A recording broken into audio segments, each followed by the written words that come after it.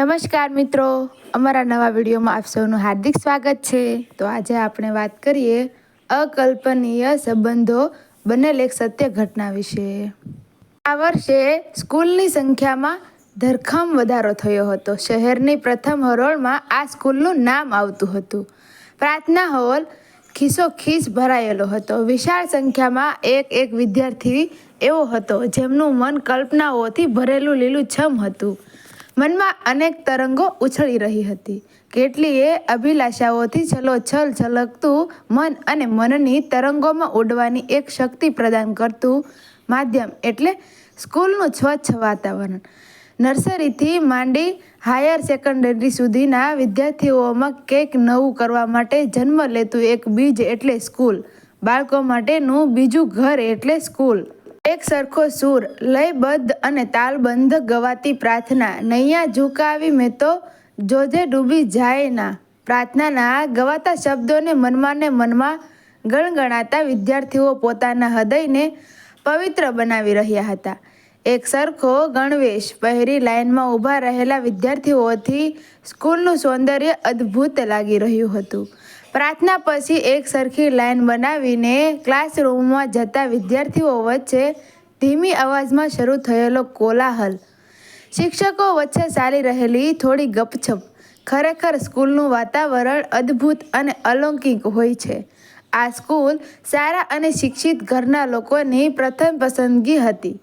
આ જ સ્કૂલમાં અભ્યાસ કરી રહેલ એક વિદ્યાર્થી જેનું નામ હતું સંદીપ, ભણવામાં હોશિયાર। સ્કૂલમાં એની શિષ્ટતા પર હંમેશા વખાણ થતા। શાંત અને સૌમ્ય સ્વભાવ ધરાવતો સંદીપ દરેક શિક્ષકોનું માન રાખતો। પૈસા ટકે પણ ખૂબ સારા ઘરનો હતો।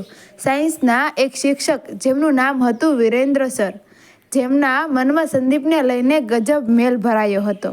કોઈ પણ રીતે કોઈને કોઈ વાતમાં એને હેરાન કરવાનું વિચારતા રહેતા। એનું કારણ એટલું જ હતું કે એમનો દીકરો પણ એ જ ક્લાસમાં હતો અને ભણવામાં પૂરો ખાસ કંઈ હતો નહીં। એનું વર્તન પણ આવારા ટાઈપ હતું। બોલવામાં બિંદાસ, પૈસા વાપરવામાં બેફામ, પૈસા ખર્ચી નાખતો। એ તો સારું હતું કે પિતાની સહાયતાના હિસાબે આગળથી આગળ ધોરણોમાંથી પસાર થતો રહ્યો, જેની જાણ કોઈ કરતા કોઈને નહોતી। શિક્ષકની ચાલાકી પણ એટલી કે કોઈને પણ ખબર ન પડે એમ પરીક્ષા વખતે સંદીપની અમુક ઉત્તરવહી પોતાના દીકરાની ઉત્તરવહી સાથે જોડી દેતા। દરેક વિષયોમાં છેલ્લે ટોટલ મારવાનું કામ એમણે જ માથે લીધું હતું। સ્કૂલના સ્ટાફમાં પણ ચાપલૂસી કરી કરીને લોકોના દિલ જીતી લીધા હતા। કોઈને પણ શીશામાં ઉતારવામાં પારંગત હતા। એમનો નકલી ચહેરો કોઈની નજરમાં આજ સુધી આવી શક્યો નહોતો। વાર્ષિક પરીક્ષાનો સમય ચાલી રહ્યો હતો। અમુક પેપરોની પરીક્ષા થઈ ગઈ હતી અને 2-4 બાકી હતા। પરીક્ષા ચાલતી હોવાથી પૂરી સ્કૂલનું વાતાવરણ એકદમ શાંત હતું। બેલ વાગે એ પહેલાં શિક્ષકો પોતપોતાના વર્ગમાં હાજર થઈ ગયા હતા। સંદીપના ક્લાસમાં આવેલા શિક્ષક સપ્લિમેન્ટરીનો સેટ સ્ટાફ રૂમમાં જ ભૂલી ગયા। એ લેવા એમણે સંદીપને મોકલ્યો।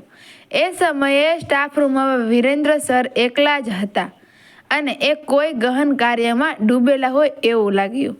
સંદીપના આવવા જવાનું કોઈ ધ્યાન એમને ના રહ્યું। સપ્લિમેન્ટરીનો સેટ લઈને નીકળતો હતો ને એનું ધ્યાન પોતાની ઉત્તરવહી તરફ ગયું, જે ઉડીને ટેબલ નીચે પડી હતી। છેકછાક કરેલી પોતાની ઉત્તરવહી જોઈને સંદીપ હેરાન થઈ ગયો। મારું પેપર આટલું ગંદુ કરનાર કોણ? એ વખતે તો એ ફટાફટ નીકળી ગયો એ ધ્યાન ન રહેતા એક ખુરશી સાથે અથડાયો। ખુરશીનો અવાજ થતાં જ વિરેન્દ્ર સરનું ધ્યાન સંદીપ તરફ ગયું। બંનેની નજર એક થઈ। સંદીપે તુરંત સવાલ કર્યો, સર, ટેબલ નીચે મારી સપ્લિમેન્ટરી પડી છે, એ પણ છેકછૂક કરેલી? સરની આંખો ગુસ્સામાં લાલઘૂમ થઈ ગઈ અને બોલ્યા, તું અત્યારે પરીક્ષા સમયે અહીં શું કરે છે? કે ગળથળ કરવા આવ્યો લાગે છે? હમણાં તારી ક્લાસમાં જા, પણ મારે આ વાત પ્રિન્સિપાલ સરને કરવી જ પડશે। પરીક્ષા સમયે અહીંથી ત્યાં આટા મારે છે। સંદીપે પોતાની ક્લાસ તરફ પગ ઉપાડ્યા, પરંતુ પગમાં તાકાત ન તીખાવીને ચૂપચાપ પોતાના સ્થાને બેસી ગયો. આજ એનું મન વિચિત્ર મનોદશા અનુભવી રહ્યું હતું. મન ચગડોળે ચડી ગયું. પોતાની ઉત્તરવહીની આ દશા કોણ કરતું હશે? વિરેન્દ્ર સરના હાથમાં પેપરોનું જે બંચ હતું એમાં પણ ઉપર મારું જ પેપર હતું. તો શું વિરેન્દ્ર સર આવું કરતા હશે? ના ના, સર આવું તો ના જ કરે. પરંતુ સંદીપને સ્ટાફ રૂમમાં એમના ચહેરાનો રંગ બદલાયેલો લાગ્યો હતો. એમના બોલવાના રંગ ઢંગ પરથી કંઈક તો ગડબડ હશે જ એવું લાગ્યું. દર વર્ષે કડી મહેનત અને કોઈપણ જાતની ભૂલ વગર એક પરીક્ષાઓ આપી હતી અને દર વખતે રિઝલ્ટ 20થી 25% ઓછું જ આવતું. આજનું પેપર ગમે તેમ કરીને ઉતાવળમાં જેમ તેમ પૂરું કર્યું. શિક્ષકની વિરુદ્ધની વાત કોને જઈને કરવી? જ્યાં સુધી કોઈ પણ વાતની સાચી ખબર ના હોય ત્યાં સુધી કોઈ નિર્ણય પર કેમ પહોંચવું? સંદીપ ખૂબ જ સમજદાર છોકરો હતો. પોતાની આંખે જોયું હતું, છતાં એણે આ વાતનો ખુલાસો પોતાના મિત્રો આગળ પણ ના કર્યો. આ બાજુ વિરેન્દ્ર સર પૂરી રીતે ગભરાઈ ગયા હતા. પોતાનું નામ ન આવે એટલે એમણે પોતાના જ દીકરાની 2-3 ઉત્તરવહીમાં છેકછાક કરી અને સીધા પ્રિન્સિપાલની રૂમમાં પહોંચી ગયા. ત્યાં પહોંચતા જ સંદીપ વિરેન્દ્રની ફરિયાદ કરતા બોલ્યા, સર, આ જુઓ આપણી સ્કૂલના વિદ્યાર્થીનું કારનામું. એનું નામ સંદીપ દેસાઈ છે. આ તો ટાઈમસર હું ત્યાં પહોંચી ગયો એટલે ખબર પડી અને એ પણ મારા દીકરાના જ પેપરમાં છેકછાક કરી અમુક સપ્લિમેન્ટરી પોતાનામાં જોડીને કરામત કરતા પકડાઈ ગયો. સરે બધું ચેક કર્યું અને વિરેન્દ્ર સરને કહેતા બોલ્યા, એમ તો આ વિદ્યાર્થીનું નામ ગુડ એબિલિટીની લિસ્ટમાં હોય છે, પરંતુ તે છતાં કાલે હું પરીક્ષા સમયે ચેક કરીશ. બીજા દિવસે ક્લાસમાં સુપરવિઝનમાં વિરેન્દ્ર સર પોતે જ ગયા અને પ્રિન્સિપાલના આવવાના થોડા સમય પહેલાં ચાલાકીથી સંદીપની બેન્ચ આગળ ચૂપચાપ લખેલું એક પેપર ડૂચો કરી નાખી દીધું. સંદીપને પોતાનું પેપર લખવામાં કાંઈ ખાસ ધ્યાન રહ્યું નહીં. ક્લાસમાં પ્રિન્સિપાલના આવતા જ તેમણે પૂરી ક્લાસમાં ચક્કર લગાવ્યા. સંદીપના ટેબલ નીચે જોતા જ ડૂચો વાળેલો કાગળ હાથમાં આવ્યો. સરે હાથમાં લીધું અને એકદમ તાડુક્યા. આ શું છે સર? તમારા સુપરવિઝન હેઠળ વિદ્યાર્થી ચોરી કરે છે? વિરેન્દ્ર સર નાટક કરતાં એકદમ દોડીને આવ્યા. શું થયું સર? કાગળ ખોલીને જોતા જ આજના પેપરના થોડા જવાબો લખેલું પેપર હતું. જોયું સર? મેં તું કહ્યું. સંદીપ કંઈક તો બદમાશી કરે જ છે. શિષ્ટતાનો ખોટો ડોળ કરતો હોય છે. દરેક પરીક્ષામાં આવું જ કરતો હશે. કાલે પણ મેં તમને પેલા પેપર દેખાડ્યા ને? સર, આવા વિદ્યાર્થીને આપણે આ જ સમયે ક્લાસથી બહાર કાઢવો જોઈએ, નહીં તો બાકીના વિદ્યાર્થીઓ પર એની ખરાબ અસર પડશે. અને આ કંઈ નાની વાત નથી. દરેક વિદ્યાર્થીની જિંદગીનો સવાલ છે. સંદીપ તો અવાચક બની બંનેનો સંવાદ સાંભળી રહ્યો હતો.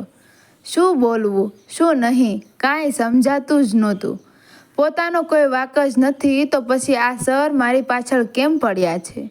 સ્કૂલના નીતિ નિયમો પણ ઘણા સ્ટ્રિક્ટ હતા. પ્રિન્સિપાલ બોલ્યા, આજના પેપરમાં તારે જેટલું લખાયું હોય એટલું ભલે, પણ હમણાં તો તારે ક્લાસથી બહાર નીકળવું જ પડશે. સંદીપ બોલ્યો, સર, તમે એ કાગળ અને મારા પેપરના અક્ષરો તો ચેક તો કરો. મારા અક્ષર ક્યાં મળે છે? વાતને વચ્ચેથી જ કાપતા વિરેન્દ્ર સર બોલ્યા, તને સમજાતું નથી? સર શું કહે છે? ચાલ બહાર નીકળ. સંદીપની હાલત તો બહુ કફોડી થઈ ગઈ. ઘેર પહોંચતા જ રડી પડ્યો. પોતાના પિતા આગળ બધી વાતની રજૂઆત કરી. બીજે દિવસે સંદીપને છેલ્લો પેપર બાકી હતો. એ સમયે એના પિતા પણ સાથે ગયા. બંને સાહેબો સાથે વાત કરી. બધી વાતમાં એને વિરેન્દ્ર સરનો વ્યવહાર જરા અલગ જ લાગ્યો. એક પછી એક છેકછૂક કરેલા પેપર દેખાડ્યા અને એ પણ એ મારી નજરે જોયું છે. સર, તમે તો ઘણા સજ્જન માણસ છો. તમારી સક્ષમ આ બધી રજૂઆત કરતા મને પણ શરમ આવે. સંદીપના પિતાને પોતાના દીકરા પર પૂર્ણ વિશ્વાસ હતો. આવું કામ મારો દીકરો કરે જ નહીં. એમને દલીલોમાં ઉતરવું યોગ્ય ન લાગ્યું, પરંતુ એટલું નક્કી કરી લીધું કે સંદીપને આ સ્કૂલમાં રાખવાનો કોઈ મતલબ નથી. આ સ્કૂલનું નામ ગમે તેટલું સારું હોય, પરંતુ ત્યાં સાચા ખોટા માપદંડની ખબર જ ના પડતી હોય એવી સ્કૂલમાં શિક્ષા લેવાનો કોઈ અર્થ જ નથી, એ પણ સીધા સાદા છોકરા સાથે. જો આવો વ્યવહાર થાય તો બધું બેકાર. વર્ષોનો સમય પસાર થઈ ગયો. મુંબઈની નાણાવટી હોસ્પિટલમાં કેન્સરના એક સર્જન ખાસ ચિંતિત હતા. તેમની સારવાર હેઠળ એક કેન્સરના પેશન્ટ આવ્યા હતા. ચિંતિત એટલે કે એમના કોઈ દૂરના સગા છે એમ કહી એમને એડમિટ કરી ગયા. એ પછી કોઈ એમની સંભાળ લેવા આવ્યું જ નહીં. એમની સારવાર પણ અત્યંત જરૂરી હતી. ડૉક્ટર પોતાના વૈભવશાળી બંગલોમાં ગરમા ગરમ ચા નીચી ચૂસકી લેતા પત્નીને કહેતા હતા, હું 2 દિવસથી એમની સારવારમાં જ છું. એમનો ચહેરો પૂરો ક્ષીણ થઈ ગયો છે. ખેર, બીમારી પણ એવી જ છે. એ પોતે પણ પોતાના વિશે ખાસ કંઈ જણાવતા નથી, અને જે નંબર લખાવ્યો હતો એ પણ ખોટો છે. ડૉક્ટરની પત્ની જવાબ આપતા બોલી, એવું હોય તો એની ટ્રીટમેન્ટ પછી આપણા આઉટ હાઉસમાં લઈ આવજો. અહીં દિવસ દરમિયાન હું ધ્યાન રાખીશ. અરે માનસી, હોસ્પિટલના પેશન્ટની સેવા મારા કરતાં તો તું વધારે કરે છે. તારા જેવી પત્ની મળવા બદલ હોસ્પિટલનો પૂરો સ્ટાફ મારી ઈર્ષા કરે છે. હોસ્પિટલના એવા કેટલાય પેશન્ટ હશે જેની તે દિલથી કાળજી લીધી છે. ગંભીરથી ગંભીર બીમારીમાંથી પણ તે એ લોકોને સાજા કરીને ઘેર મોકલ્યા છે. લોકો ડૉક્ટરને ભગવાનનું સ્વરૂપ માને છે, પરંતુ મારા માટે તો તું ઈશ્વર બરોબર છે. તારામાં એવો શું જાદુ છે? અરે, શું તમે પણ ઈશ્વરનો દરજ્જો આપો છો? હું તો ખાસ એવું કંઈ કરતી નથી. એમના ખાનપાન, એમની દવાઓ પર નિયમિત ધ્યાન આપું છું, અને ખાસ કરીને તો એ લોકોને પ્રેમની જરૂર હોય છે, જે હું ભરપૂર આપું છું. એમનું મનગમતું સંગીત સંભળાવું છું, થોડી ઘણી કસરત કરાવું છું, એમની સુખ દુઃખની વાતો રસપૂર્વક સાંભળું છું. બસ, એનાથી વધારે કંઈ નહીં. માનસી, તને ખબર નથી કે પરંતુ તું નિસ્વાર્થ ભાવે પરસેવાનું કાર્ય કરી રહી છે.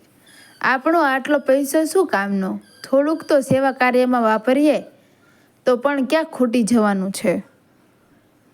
હોસ્પિટલમાં રહેલા કેન્સરના પેશન્ટની સારવાર ચાલી રહી હતી. આજ મહિનો થઈ ગયો, પરંતુ એમની સાર સંભાળ લેવાવાળું કોઈ નજર આવતું જ નહોતું. એમને પણ હવે દવાઓની સાથે દુવાઓની પણ વધારે જરૂર હતી.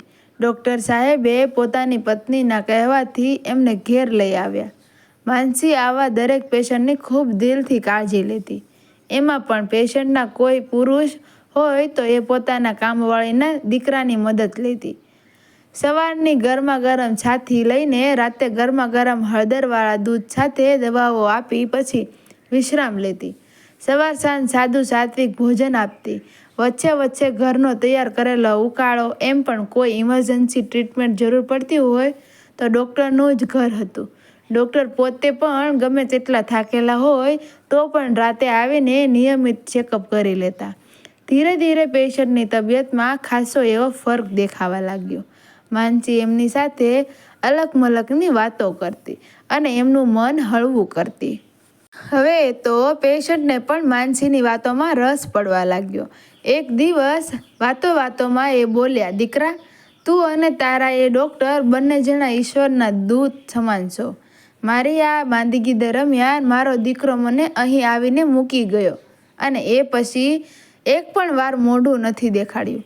પરંતુ દીકરા, મને મારા જ કર્મોનું ફળ મળ્યું છે. મેં અનેક લોકોના નિશાસા લીધા છે.